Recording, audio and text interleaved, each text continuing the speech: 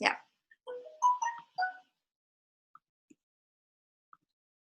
So, Sri Gurubhyo Namaha.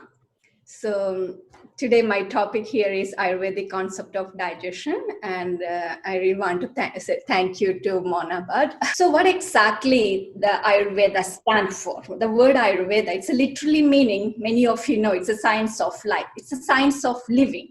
You know? So this practice is based on the holistic science that address the body, mind, and spirit. That is the core part here. It's not just the body, it's not just the mind. It's like holistic approach with the combination like the body, mind, and spirit. It's a whole system approach of Ayurveda promote health and wellness care as well as the disease management. So the word I think there is some. That's better. I got it. Thank you. Yes. Okay, so we use the diet, lifestyle, and herbs and various body work therapies and yoga. So there are various tools. It's not just one single piece or just one herb or just a diet or just the certain therapy play a role. It's a combination of everything. That's what we use for health promotion as well as the disease management. Another beauty of Ayurveda is it is an individualized medicine. So what is this individualized medicine mean? I always, if a patient with a headache, like there were 5 different patients with the same symptom comes, the way Ayurveda look into that 5 different patients, same condition, but the different patient, maybe in a different way. So it is a tailor-made. The way we look at the symptom, way we look at the disease, understanding the pathology, based on that, even though the patients are suffering from the same condition, our approach can be different. Okay, so that's why it's more individualized medicine. It's a patient-centered care, which enhancing the quality of life.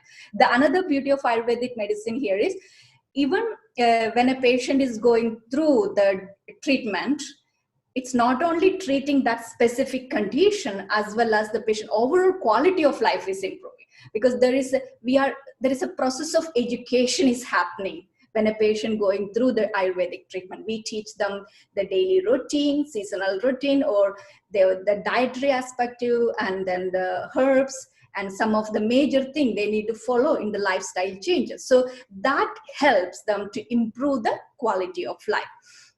Another beauty is it's a family medicine. It's a way of life. No, it's not just when we can use the principle explained in the Ayurvedic textbook, treating the disease, or when a person gets sick, as well as a healthy person, to promote his health, to feel the better, to feel more energy, to feel a completeness in life, the balance in the physical well-being, balance in the mental well-being, and balance in the spiritual well-being. So that is the another beauty. It's a way of life. It teaches that core science. And this is age-old wisdom which can be applied for everyday life. It's a traditional wisdom of science which is not outdated. Even though it is existing since thousands of years, the fact that it's still valid, the fact that still practiced since thousands of years shows that the magnificent capacity or the magnificent power of this science.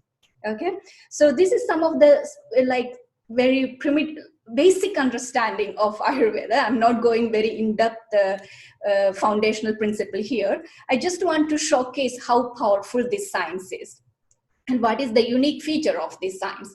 So the main key factor here is keeping all the 3 in balance. I said that Ayurveda cannot look at body is a different compartment, mind is a different compartment. Your spiritual understanding about who you are is a different compartment. Use the complete. So all these 3 together form this human body, the 3 pillars of life, body, mind, and spirit. So balance is the key factor. Whatever, even for the health promotion perspective, even we are managing the treating a disease, what we look at is keeping the balance. Okay, so in order, if you want to be a healthy person, if you want to be in a state of disease free, we need to understand what is the cause of happiness. What is my suffering? How can I come out of this suffering? Ayurveda, the disease, another word is also suffering. Any kind of suffering. It can be emotional suffering, it can be physical suffering, that all come under disease. Okay, that's why even according to Ayurvedic medicine, even if you don't have any physical symptom of a disease, means you don't have any like joint pain or insomnia or any, name it, any of the disease condition, but still if you cannot find the balanced or peaceful state of mind, you are a sick person according to Ayurveda. So you need to understand what makes me happy. You need to understand what is the suffering I'm going through. Then you will be able to come out of it actually and bringing the balance. So preventative care and management of disease. Many of you know this fact, right? We have two main aims Ayurvedic medicine talk about: treating the disease as well as preventative care. And the more and more popularity coming actually is preventative aspect of Ayurvedic medicine, especially outside India, right? Because we have a lot of limitation how we can practice Ayurvedic medicine when the outside India. Some of the countries still you can practice as a really medicine and it's a licensed healthcare profession. But there is as the globalization of Ayurveda is taking place, we have a lot of limitation at present. But the another highlight here is optimistic living and positive health. You can see there are more and more studies coming, a lot of books published actually, not in Ayurvedic medicine, outside. In general reading category, you can see that lots of talk about optimistic living. And if you look at Ayurvedic foundational principle, it's built on that. How you think, how you act. That's why even daily routine, seasonal routine, Acharya Rasayana is one section in Ayurvedic medicine. It's talk about the code of conduct. And it's all talking about the optimistic living and positive health, helpful for others. Think positively, act positively, because you are what you think and act, right? So, and consciousness-based approach to the health and well-being. Here, consciousness-based approach, what I interpret is like, it's not basically the spirituality based Hinduism or different religious perspective. We can see a deeper understanding when we look at the consciousness based approach to understand who am I, what is the purpose of life, like to go in-depth understanding about this life. Then we will reach into a state of mind where we won't suffer too much, where we will be able to understand what we see in this world is all external or in Maya, right? To have that deeper spiritual understanding, what exactly the reality in life, what is my purpose of life, how is this connection happening between the macrocosm and microcosm, the nature and this human being, this human body. So in order to understand that rhythm of nature in connect with the human body, we need to have that deeper understanding of who am I, right? What is this nature? So that this science talk about, and not aiming at just a disease-free state. Ayurveda never aim at like symptom cure, that's it. No, it's not just aiming that, it's overall quality of life, balance in every aspect of our life, even the balance in the environment too. That's the challenge what we are going through nowadays, right? COVID-19, there is like a lot of disruption in the environment balance and in the human activities, right? So each individual is not a separate, isolate entity from the universe. You see, you can see how we are connecting that, right? The human life is closely connected with the nature. You see the water inside the body, you see the same water outside this body in the universe. You see the fire inside, you can see the fire outside. So there is that close connectiveness happening, and it's existing. And it's a personalized medical care, which we talked about. So Ayurveda use like diet, lifestyle. When we say lifestyle, it's a daily routine, seasonal routine, sleep routine, herbs, various detoxification therapies, exercise, breathing exercise, yoga, any type of exercise too, which is according to the person's strength, and rejuvenation therapies, code of conduct, your behavior. These are the various tools used in Ayurveda for maintaining health as well as disease management. Then another beauty, my favorite part here is Ayurveda and circadian rhythm, right? So what it is there is activity of clock gene. That's a recent Nobel Prize topic. You can see that this body or this life process is connected with the nature rhythm of day and night, right? So what time you wake up, what time you sleep, what time you eat the food, what time you take the medicine. In Ayurveda, it's very specific. Take the medicine before food, or early morning, or when the sun is more bright, or evening time, or night just before the sleep, after food. So there are so many correlation with the time factor. And so there is another Kalaya Tasmai Namaha. I'm just bowing my head in front of the time. Time is another beautiful concept, actually. Not only in Ayurvedic medicine, in Vedanta or in philosophy, you know, time is another important factor. Body and mind is connected to the nature rhythm, and that circadian rhythm. We cannot disrupt this. If you look at the traditional lifestyle, thousands of years back, everybody went to sleep when sun is set, right? There is no electricity, there is no light. So the dark, we go to sleep. When the sun rays, the brightness come, we wake up. That rhythm was there, right? But now we disrupt. We can stay up till 12 o'clock. We can 1 o'clock, 2 o'clock. We have so much to do in our things to do list, and we are punishing the body in a different way. Or even if we do that, do we take care of it by another remedy? Like if you have to wake up one day with X amount of, like, you're sleeping at 2 a.m., maybe you may need to make up that sleep next day. Are we doing that? Are we really respecting that rhythm between the body and the nature? Okay, that is very important. One of the cause of the disease also, sleep deprival, or not following that, waking up maybe morning 10 o'clock or 12 p.m. is the wake up time. Some teenagers, usually you see that. I hear that a lot nowadays because of COVID-19. Everybody's at home, kids are not going to school. And some of the parents say that the kids are not waking up. They wake up at 11 a.m., So basically that lifestyle, that's why in Ayurveda is a lifestyle medicine. It teaches every individual how to take care of the body, that health intelligence. You see that? I really like that concept of health intelligence. It makes individual responsible to take care of them. It's not swallowing the some pill and, okay, I'm done. That pill will take care of me. No, you are the responsible person to take care of yourself, not somebody else. There is no shortcut for it, right? So time is an important factor in Ayurveda. Respect and appreciate the time. So that's why I would say Ayurveda is a time-related medicine. And another concept is spiritual healing, Ayurveda and spiritual healing. We cannot separate this, but we should not misunderstanding here, the spiritual meaning here, not just a religious aspect here. It is a consciousness-based approach. Help to align yourself with it.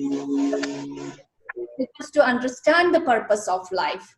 Encourage us to look at what makes happy and what makes unhappy. What is good for life and what is not good for life. The definition of Ayurveda itself, it says, idahidam, sugam dukkam. What is good for your body? What makes you happy?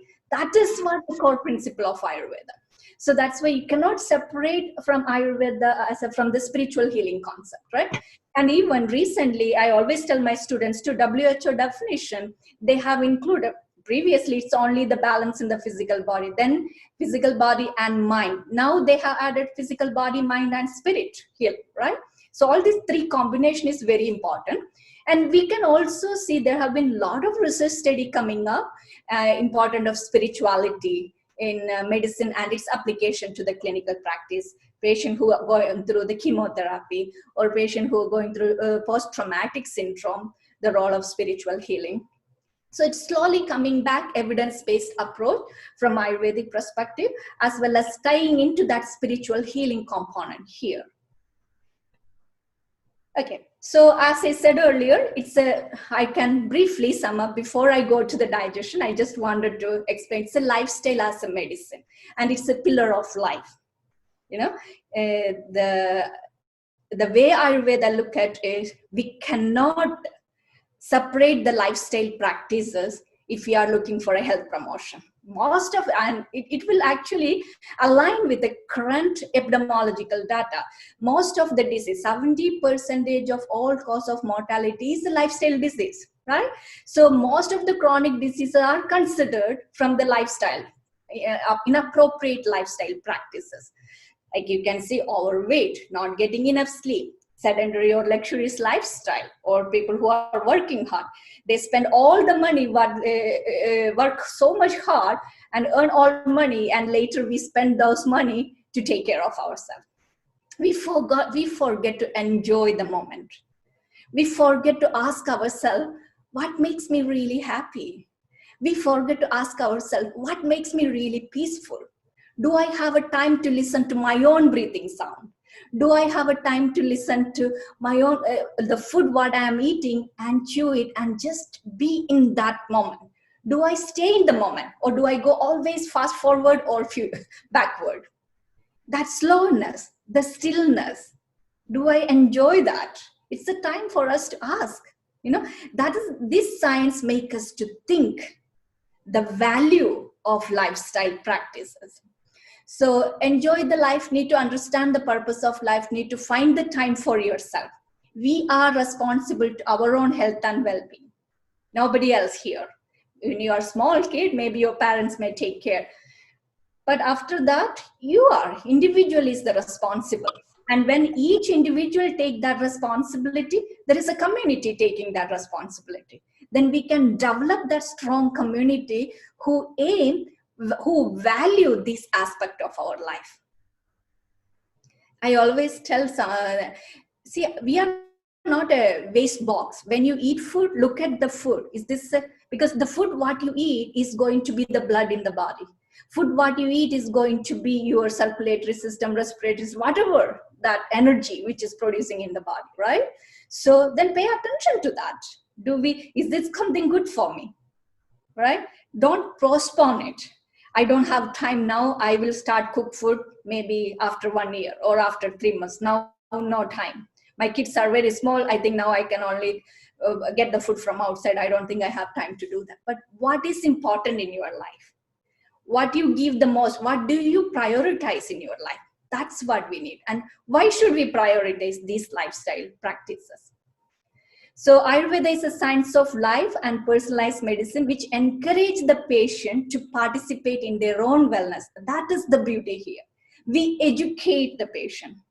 When a patient comes, that's why usually Ayurvedic consultation, sometimes 1 hour, 2 hour. The recent data shows that an average healthcare practitioner, Western medicine or conventional medicine practitioner may be spending maximum 3 minutes with it. That is what happening throughout the world. There may be some exceptional cases, but this is in general data. So, but what is the specialty of Ayurvedic practice? We have to be a good listener. We need to understand that person who is sitting in front of you. Right? So because we need to encourage the patient, we need to make them to understand their responsibility, what they need to do, what they should not do to promote the health and wellness. So the beauty part is coming here. Food as a medicine and pillar of life. So previously I said lifestyle as a medicine. Now the food as a medicine. So digestion perspective. What to eat, how to eat, when to eat. Very important from Ayurveda. Okay, so role of digestion in health and disease, lot of information. If you look at most of the disease, classical textbook of Ayurveda, 3,000 years old textbook and all, every disease management, they talk about patya and apatya. Patya, apatya means which is good for you, which is not good for you from the dietary perspective, as well as some other explanation also there. But there is an explanation about from the dietary perspective, what is good and what is not good. So you can see how much important the diet play, right? And there is explanation now in Western nutrition perspective, chrononutrition. That is another buzzy word you can see. Chrononutrition, the timing, frequency, and regularity of food intake is very important, which is Ayurveda thousands of years back mentioned. Frequency of food, regular intake of food, when to eat, different type of food. And the time, it says always one have to pay attention to the AGNI bala, the digestive fire, which I'm going to talk about that later. So another concept, eat less and live longer. You might have heard about it, right? Let the food be the medicine and medicine be thy food. It's a very well-known phrase. So Nutrogenomics is another buzzword. Food or nutrients can influence the expression of genes in the body. Again, I'm fascinated by this concept. Like whenever I give talk on Ayurveda, each time I feel like, look at this. This is explained. They have not done any lab research, laboratory research, or any other scientific studies thousands of years back. They talk about the diet play a major role in expression of a constitution. Prakriti, when your constitution, we can compare the constitution from the genetic perspective. There are a couple of studies published now, how the gene, concept of gene and Prakriti, the correlation, okay? So there is an explanation that when you are in the mother's womb itself, what type of food mother take, that influence the constitution. That is exactly what this nutrogenomics is talking about. Even after that, the diet play a major role, how your body is going to behave.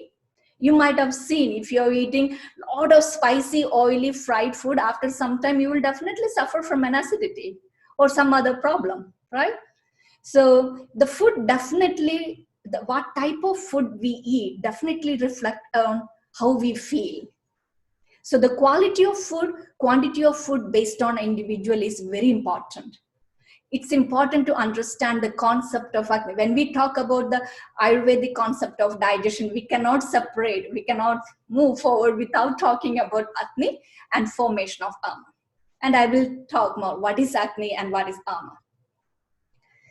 Okay, so this one, maybe everybody remember this, what to eat, how you eat and when you eat is very important for the health. Even if you didn't take anything, at least pay attention. You need to understand what you can eat and how you can eat. The Harvard University came up recent with the meditative eating habit, mindful eating practices. Mindful eating practices. Mindful eating practice is actually basically, it is explained in Ayurveda.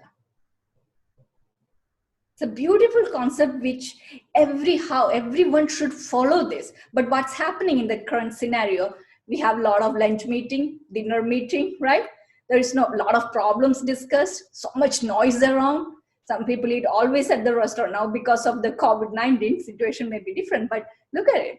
How many of us, if you do a research study or to collect the data, how many of us practice this mindful eating habit? When we know that food what we eat is going to be who we are, why are we not paying attention to this? Isn't it? Let's look at it. So 8 rule in taking the food. That's another beautiful concept explained in Ayurvedic medicine. So nature of food article, method of processing, nature of food article, we have to go a little more in detail.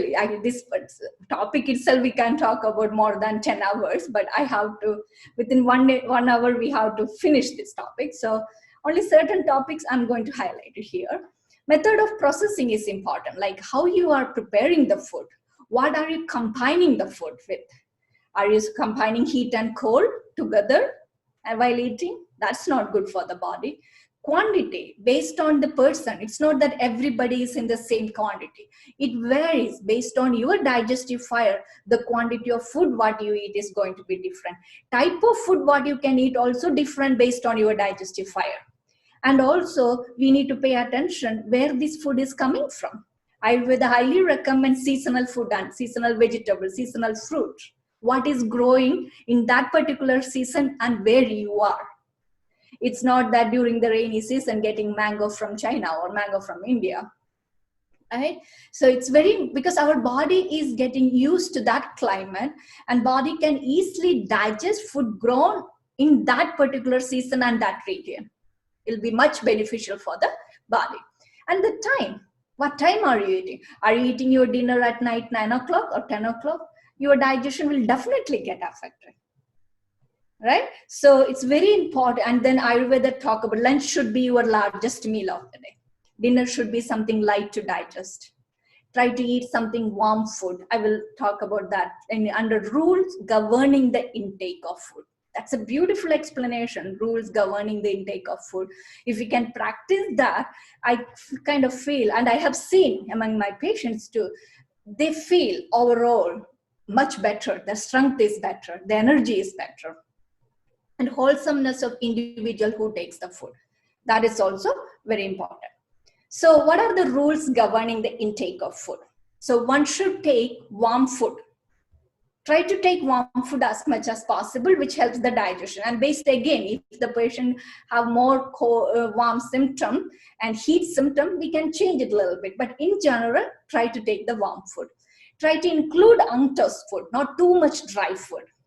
Try to include food take the food in a proper quantity according to your digestive fire, according to your strength.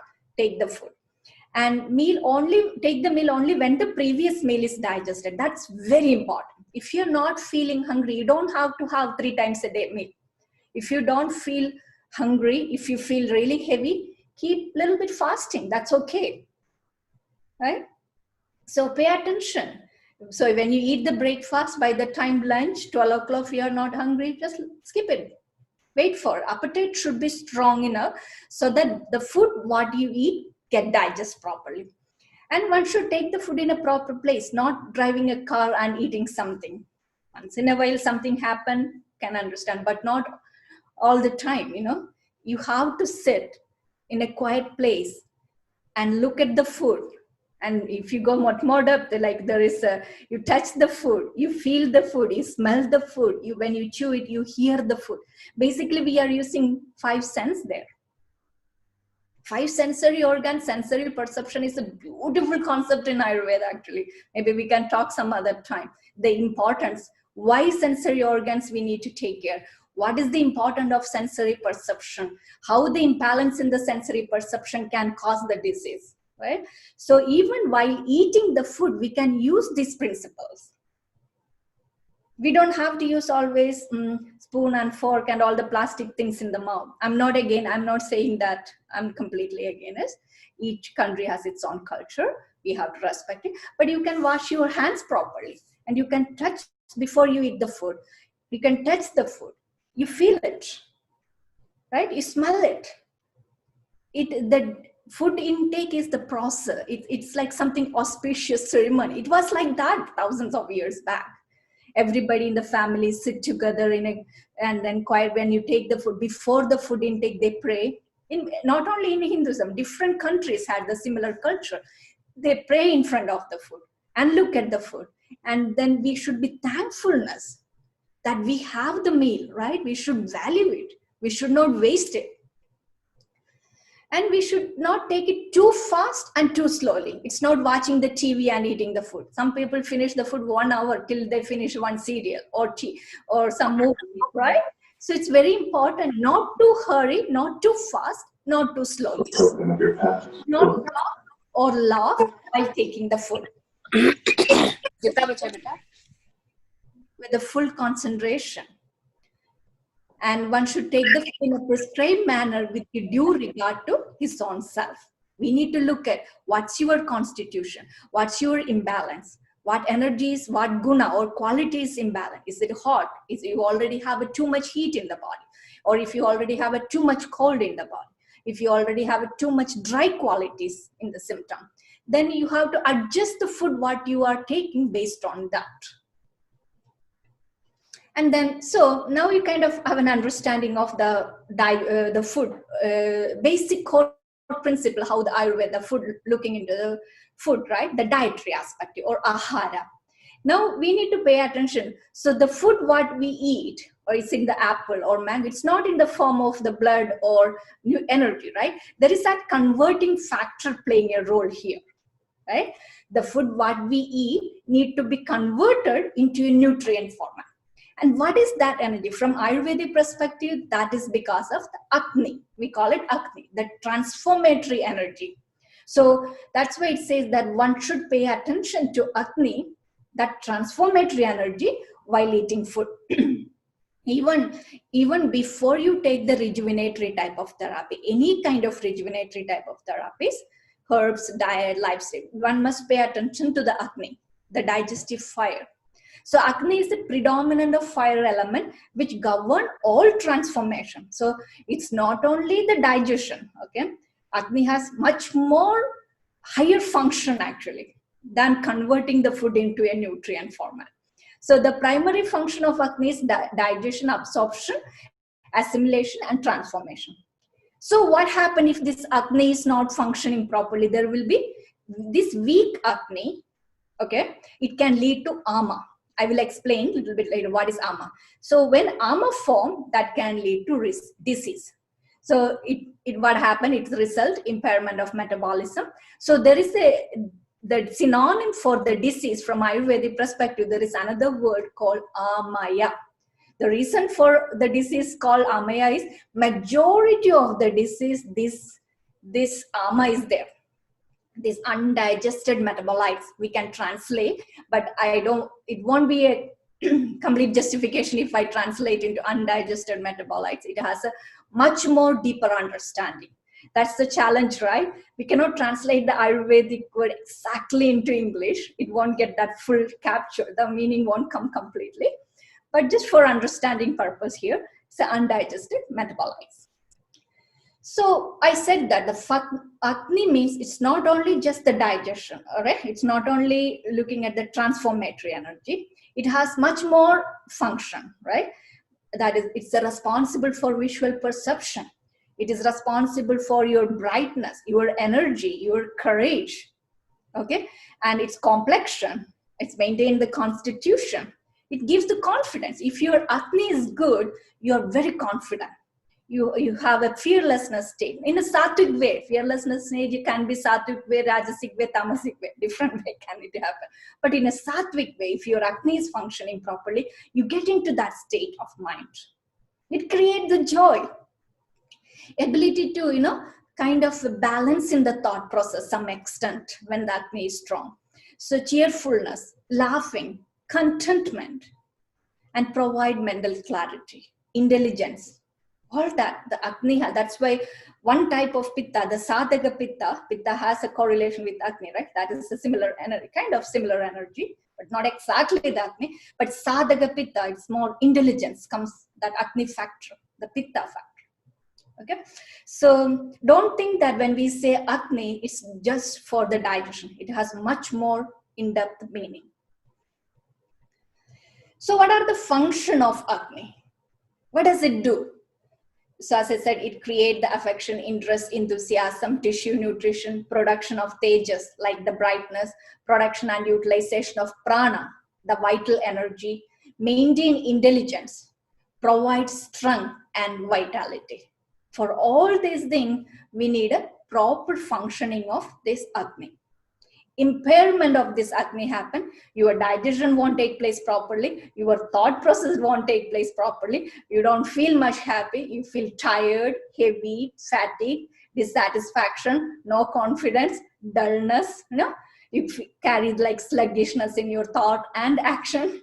So that's why one must pay attention to Agni into their day-to-day life.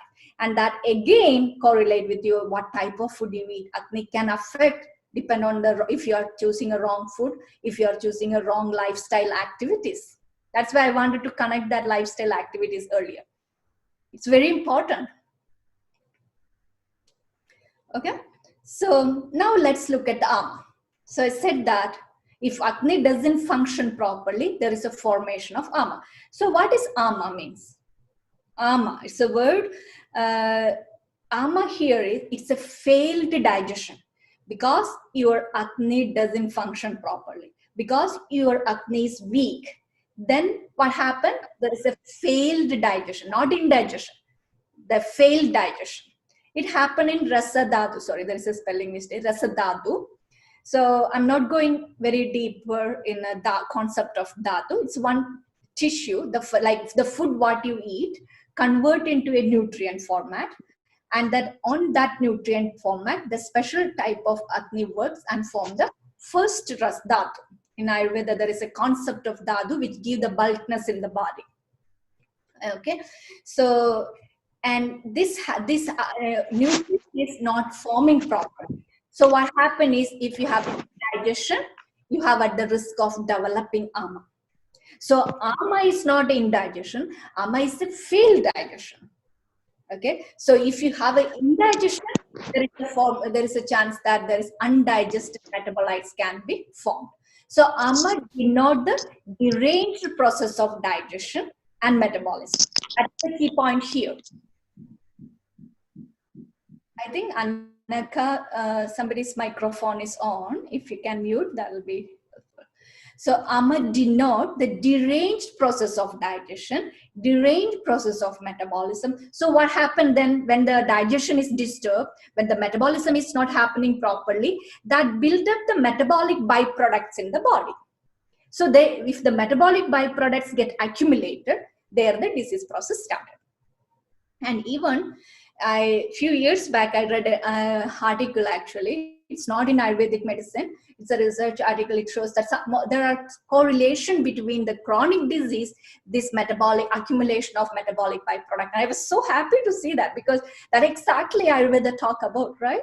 Metabolic byproduct accumulation definitely cause the disease. Most of the chronic disease, there is a formation of Ama.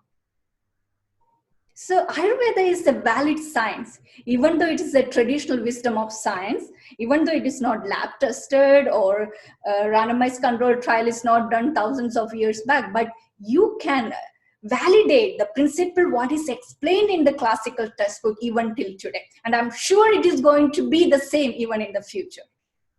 We all are so blessed that we got the opportunity to learn this science, right?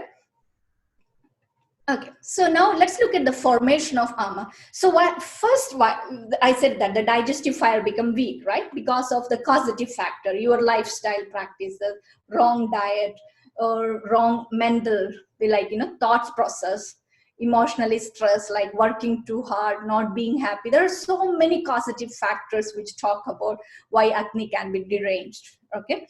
Because of that, even some of the chronic disease further makes the acne deranged. So when the acne become weak, what happened? There will be doshic imbalance. I have heard that you already learned dosha, right? It's the biological energies which maintain the various functions in the body, if I'm putting into a free sentence. Dosha is another huge topic. But so when the acne imbalance, there will be doshic imbalance. Then what happened? There may be that doshic imbalance again weaken the acne. So the causative factor can cause the doshic imbalance. That dosha imbalance can affect weaken the acne, and then we lead to Ama. So as Ama develop, there may be further vitiation of dosha. It doesn't stop there. It doesn't stop the manifestation of the disease, just Ama formation and done. No, that further vitiation of dosha, dhadus, malas, etc. And so the word Ama meaning itself, that which is not move, that which is not transform. So Ama is the byproduct of the impaired digestion. Ama is the accumulation of unexpelled waste in the body. That's why detoxification or even detox or even fasting sometimes helps. Even before, from Ayurvedic perspective, before even go through any detox procedure, this detox process or detox therapies, we make sure the acne is strong. Without making acne stronger, you cannot go through the detox. So sometimes simple fasting helps to digest this undigested or to address this accumulated Ama. So Ama is the first expression of aberration in the physiological process in the body. It's the first, it's give you the warning sign. Some of the symptom, the basic symptom like feeling of heaviness, feeling of tiredness, fatigue, foul smell in the urine, foul smell in the bowel movement, foul smell in the sweat, breath is foul smell. So those are the sticky bowel movement. Some of the very basic symptom of accumulate the food is not digesting properly. There are another concept you can find out. Are you hungry? Or you never feel hungry at all? Or do you have an irregular appetite? That means your digestion again affected with the vata energy, irregular appetite. Or do you have a very strong appetite? That again indicate that your acne is not functioning properly. Or you have no appetite at all. You force yourself to eat. Do you feel gas, bloating, distension in the abdomen after you eat the food? Do you have a regular bowel movement? Or do you have a pebble-like bowel movement? Do you have a loose bowel movement?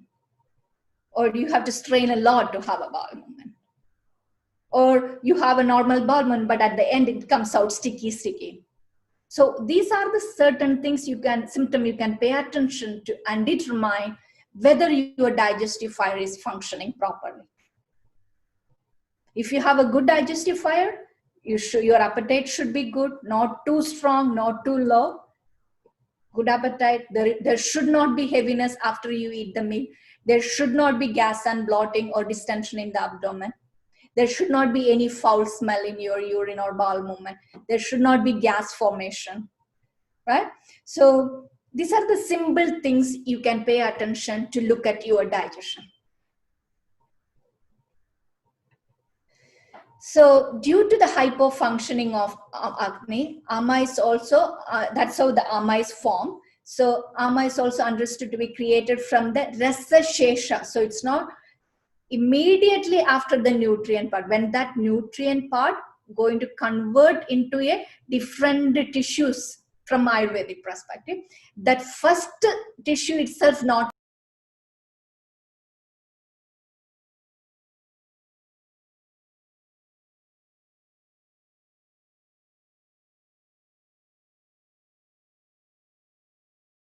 stomach. So undigested food undergo adverse transformation. That's how the disease manifestation going to start. And it depend on, again, that accumulated thing, substance or undigested metabolites combined with the different, can go and attack the different dhatus or tissues in the body, again combined with the different malas in the body, or it can combine again with the different doshas.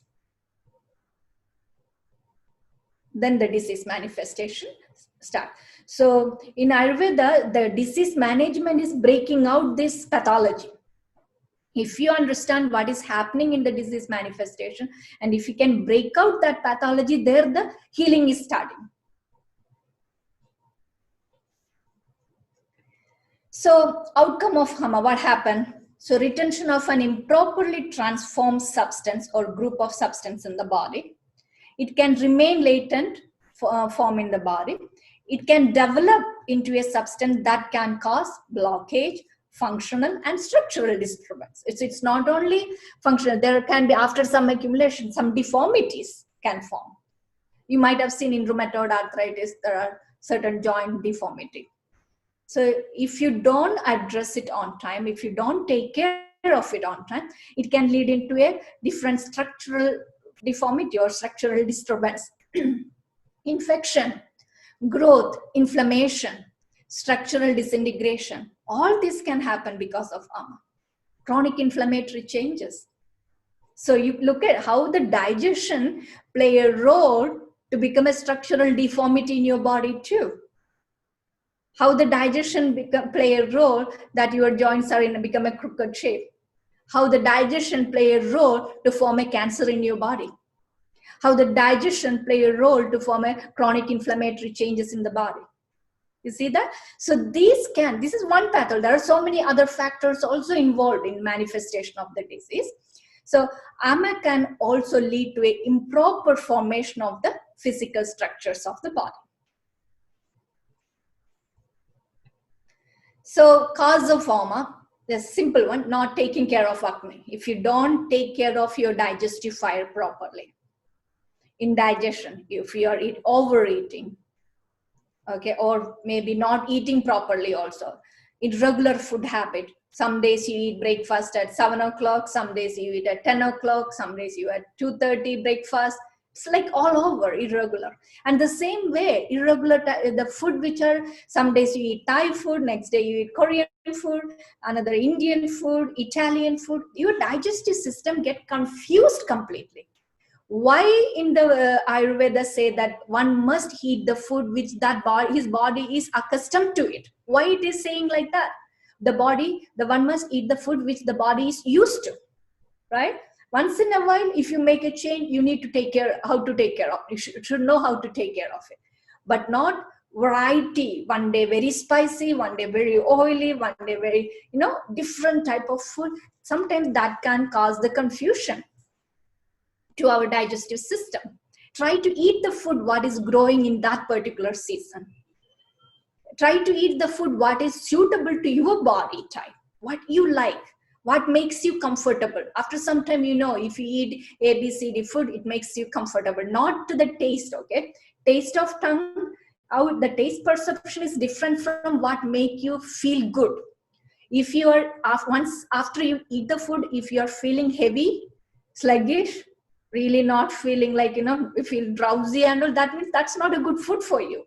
Maybe you should eat less of that, or maybe you should avoid that type of food. So excessive consumption of the cold food, also incompatible food. There are certain food, like in Ayurveda says fish and dairy should not mix. Fruits, sour fruits and milk should not mix, right? There are incompatible food explained in Ayurveda. It can cause a certain disease. Skin condition and all, incompatible food play a major role in the manifestation of the skin condition. So tissue loss as a result of emaciating disease, that also can cause Aama. Change in the climate and season, improper, like, you know, during the rainy season, too much hot, or during the summer season, too much rain or too much cold. The change in the climate, that affect your digestive fire. If the digestive fire is affected, that form the undigested metabolites. So you need to know when that, we don't have a control how the environment is going to be, right? So when that kind of environmental changes happen, what we need to do to take care of ourselves is very important. And suppression of natural urges. Ayurveda, that's another huge topic. They explain certain urges we should suppress, certain urges we should not suppress. Doing that can cause it can disturb your AGNI and can lead to Aama. So in summary, what's the time? Okay. So the basic theme here is the good diet lies in the mita ahara, small quantity, based on your digestive fire, based on your comfort. You know, you should feel light after you eat the food, and it should be easily digestible. If you're working really hard, doing a lot of physical exercise, then you can eat heavy food. But if you're sitting in front of the computer, or if you're doing a housework, not too much physical exercise, then don't eat too much heavy food, because that will lead to food not to get digested and absorbed into the system properly, and accumulation happens. Sometimes it can lead to obesity. You won't be able to function properly. Not function properly means not that you will be handicapped or you will be really sick at the initially, but you don't get the best energy out of your body. You feel always little sluggish, tiredness. Pay attention to your digestive fire. That the simple is, am I hungry? Do I feel comfort? Do I feel good after I eat the food? While taking the food, half of the stomach should be filled with the solid food, 1/4 with the liquid food, and rest 1/4 should be left empty. Don't eat till you feel complete full. Don't snack throughout the day also. You don't need to. Control your taste or control your urge to eat the food. Mita ahara, small quantity, keep you long actually. Food containing different taste is important. Madura, amla, lavana, sweet, sour, salty, pungent, astringent, etc. Ayurveda says one must eat with food with all this taste, variety of color, different color, right? Different vegetable when you have. Ayurveda never says don't eat non-veg. Ayurveda has a lot of explanation about the different type of meat, right? Bird's meat, animal meat, it explains. But one must pay attention to the digestive fire. And different guna like hot, cold, dry, rough, like there are different qualities. There are 20 qualities explained in Ayurveda.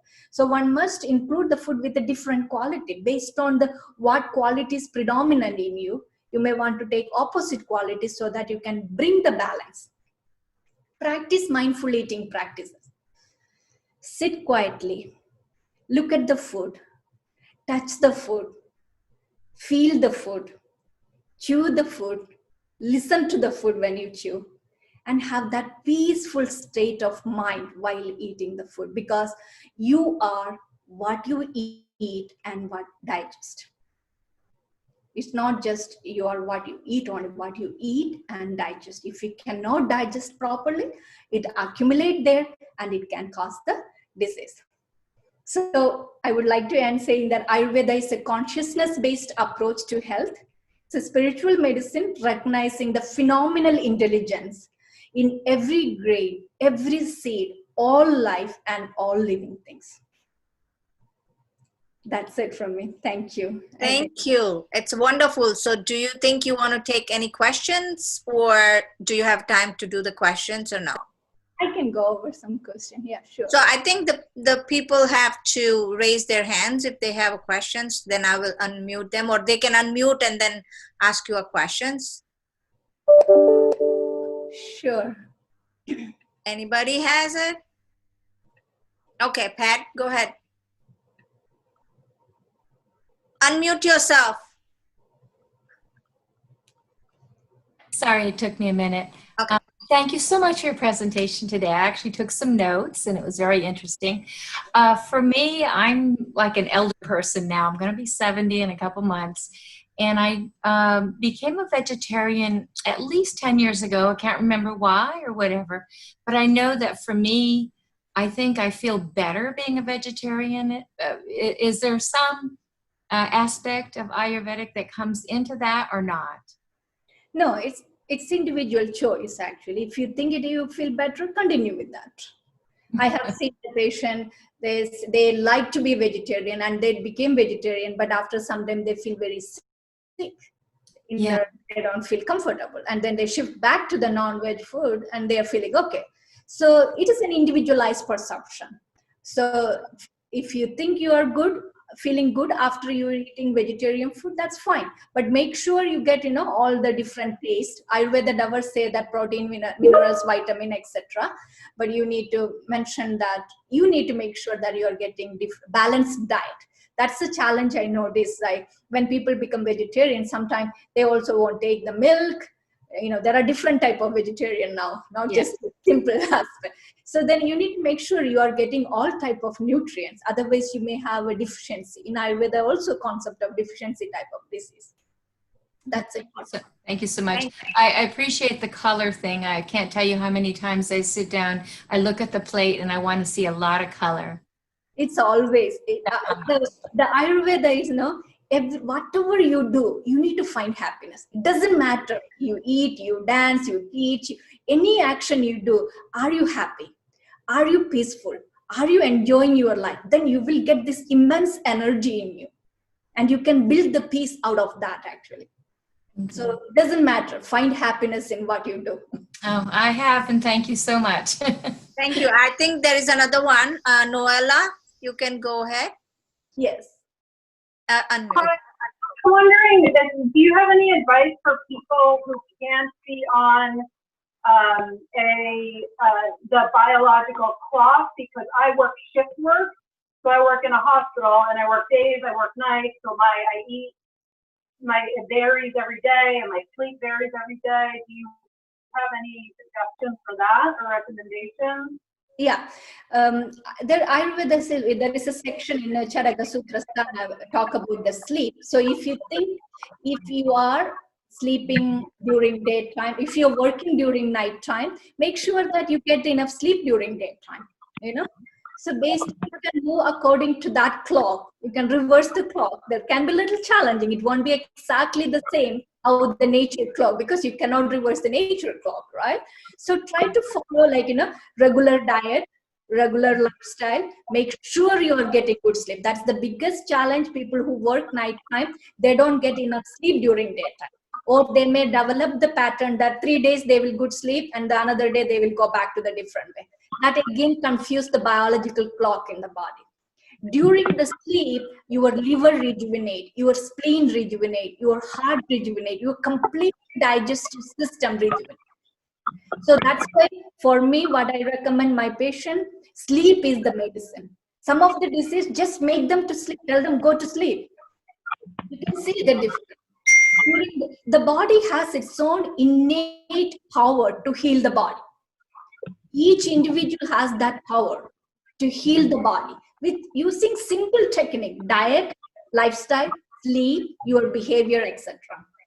So I would recommend for you, make sure you eat healthy food. Because you work at night, don't skip the food. You must eat the food in a regular. time, and also sleep and follow the proper lifestyle. And above and beyond all that, your mind play a role. Don't think that as a big problem. Tell yourself, yes, this is okay, this is my response, this is my job, I will come out of it. That's why people who don't believe in Ayurveda or people who don't believe in all these things, still they will be healthy, because the power of mind play a major role in the way how you feel it, what you do, how you do, and overall well-being. The body and mind is connected so much together. You cannot separate it. I think there is some disturbance, I believe. Okay. I think there is one more. Go ahead, Plukshi. I guess you wanted to ask something. Hi, I had a quick question. You mentioned during your lecture that, you have an imbalance, especially when you suppress certain urges or natural urges. And you said that was another topic for another time, but I was just curious as to what you were referring to generally. Yeah, so there are certain urges in Ayurveda, the urge to urinate, urge to have a bowel movement. Those are the urges you should not, the urge burping, vegana daredve, vin mutra shavaddu, thread like urge to when you want to drink the water, those kind of urge, you should not suppress. When you suppress those urge to urinate, urge to defecate, or going for bowel movement, then these all affect your fire. There are certain urges you need to suppress, the getting anger, the feeling of jealousy, the frustration. Those are the urges you need to suppress. Suppress means you need to find a spiritual way of suppress. Means not just, oh, I'm angry, I'm not going to show it to anybody now. No, find an answer. Why am I angry? Why am I frustrated? Why am I jealous? What is it? What is happening? One thing, one I always tell my patients, which I see clinically very helpful. Teach your patients and everybody, it's okay to make a mistake, but identify the mistake and fix it.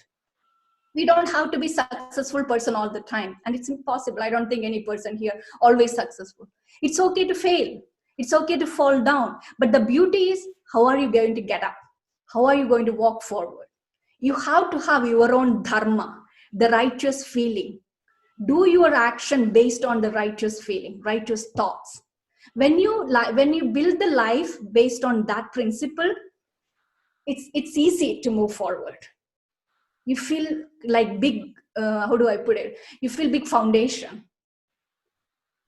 That's what I would say. So sometimes you may miss it, sometimes you will suffer, but immediately come out of it. Okay, next time I should not do it. Sometimes you say that you might have eaten heavy food, but you should know when you eat a heavy food, what I should do. Maybe I should drink more ginger tea, or maybe I should not eat for next few hours so that the heavy meal get digested properly. So you have to have a lifestyle choice. So Ayurveda never say that very strict daily routine, very strict seasonal routine. I don't believe in that. You have to find a peace. You have to enjoy when you follow the daily routine. I do get some patients say that, oh, I'm not able to follow all this routine. Do you think I cannot use Ayurvedic medicine? No. I said, no, you can still. Take it little by little. There is a cultural difference here. In India, you have to look at this science, more practice. It was there in the culture.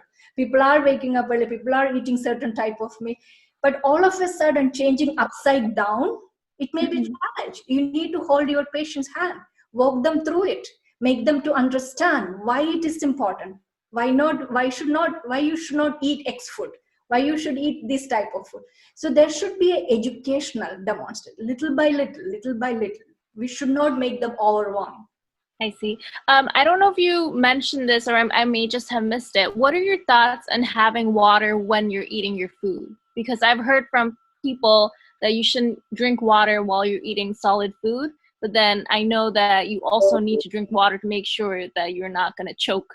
So I just want to know if there's anything in Ayurveda that specifically mentions what you should or should not be doing. Yeah.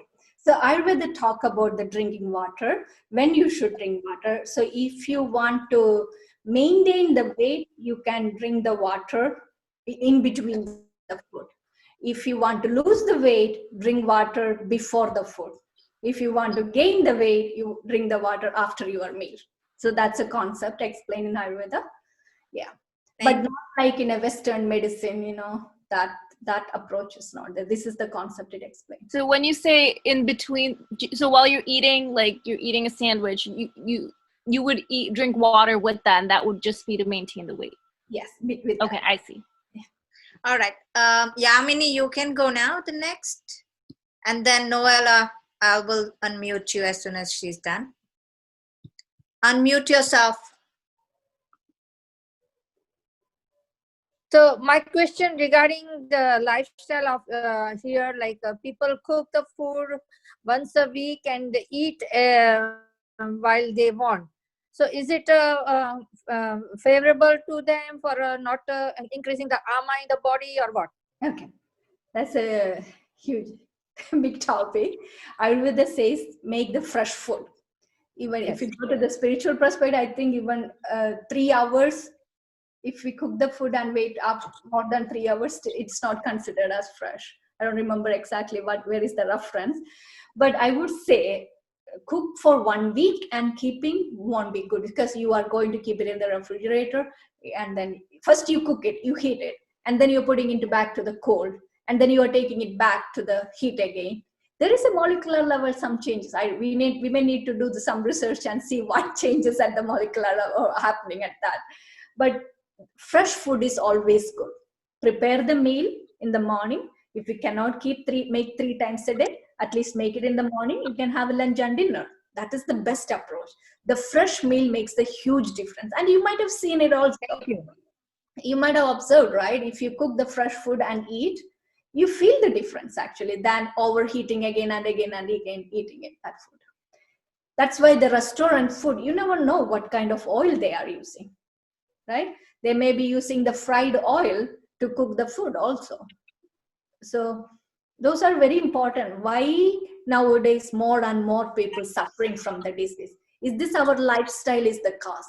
The human beings, our own action is the causative factors of the manifestation of the disease here. Because we know this thing, it was there in our culture. When you go to different countries, you ask like 100 years back, everybody cooked. Majority of the culture had this. They all cook the food at home. Now if you look at, even in India, last time when I went, major cities, you can so many restaurants. People eat from outside. They don't have time to cook the food.